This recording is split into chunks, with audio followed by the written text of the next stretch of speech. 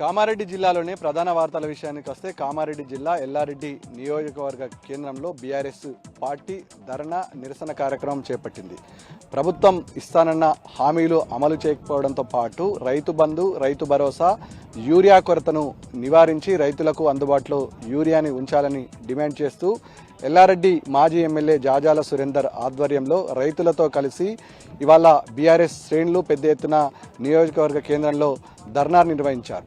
ధర్నాలో మాజీ ఎమ్మెల్యే సురేందర్ మాట్లాడుతూ ప్రభుత్వం ఇవాళ మోసం చేసింది, 420 హామీలతో పాటు రైతాంగాన్ని ఆదుకుంటామని చెప్పి తప్పించుకొని తిరుగుతుందని, రైతు సమస్యలు పరిష్కరించేంత వరకు బీఆర్ఎస్ ఆధ్వర్యంలో పోరాటం కొనసాగుతుందని, ముఖ్యమంత్రి కేసీఆర్ కొనసాగినంత కాలం ఇలాంటి పరిస్థితి లేదని, గతంలో ఇలాంటి ఇబ్బందులు ఎక్కడ కూడా తలెత్తలేదని, ఎల్లారెడ్డి నియోజకవర్గంలో కక్ష సాధింపు రాజకీయాలు చేస్తున్నారని, ఎమ్మెల్యే మదన్ మోహన్ ఇవాళ కక్ష సాధింపుతో పాటు వ్యక్తులను టార్గెట్ చేసి రాజకీయాలు చేయడం వల్ల అనేక మంది ఇబ్బందులు ఎదుర్కొంటున్నారని నిరసన వ్యక్తం చేస్తూ ఎల్లారెడ్డి నియోజకవర్గ కేంద్రంలోని కామారెడ్డి, అదేవిధంగా అటు ఎల్లారెడ్డి నుంచి నిజాం సాగర్ వెళ్లే రహదారిపై బైఠాయించారు. కొద్దిసేపు ఇక్కడ ఉన్నటువంటి వాతావరణం పూర్తిగా గందరగోళంగా మారింది. ప్రభుత్వం తక్షణమే తమ ఇచ్చిన హామీలను నెరవేర్చడంతో పాటు ఇటు అనేక సౌకర్యాలు లేక ఇబ్బంది పడుతున్నారని రైతులు డిమాండ్ చేసిన పరిస్థితి స్పష్టంగా ఉంది. ప్రభుత్వం దిగువచ్చి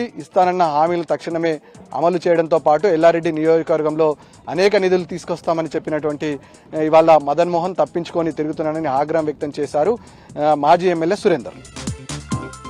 ఇక కామారెడ్డి జిల్లాలోని మరో ప్రధాన వార్త విషయానికి వస్తే ఎల్లారెడ్డి నియోజకవర్గంలో ఉన్నటువంటి కేజీవీబీ విద్యాలయంలో విద్యార్థులు తీవ్ర ఇబ్బందులు ఎదుర్కొంటున్నారు. హాస్టల్లో మౌలిక సదుపాయాలు లేకపోవడంతో పాటు విద్యార్థులు తింటున్న ఆహారంలో పురుగులు వస్తున్నాయని, కలుషితమైన నీరును త్రాగిస్తున్నాయని అని ఆగ్రహం వ్యక్తం చేస్తూ విద్యార్థులు ఆందోళన బాట పట్టారు.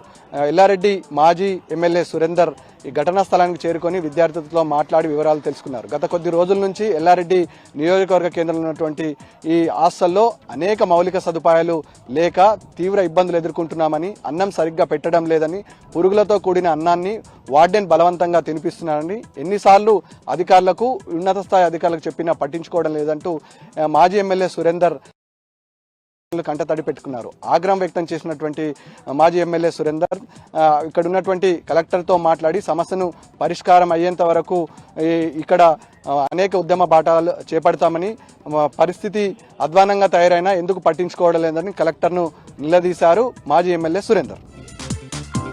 ఇక నిజామాబాద్ జిల్లాలోని మరో ప్రధాన వార్త. నిజామాబాద్ జిల్లా కేంద్రంలోని ఓ ప్రైవేట్ ఆసుపత్రిలో చైనా మాంజాతో గాయపడ్డటువంటి మెట్పల్లికి చెందినటువంటి ఓ బాలుడు చికిత్స పొందుతున్నాడు.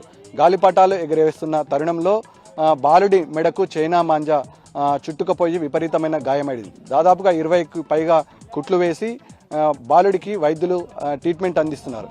బాలుడి పరిస్థితి విషమంగా ఉందని,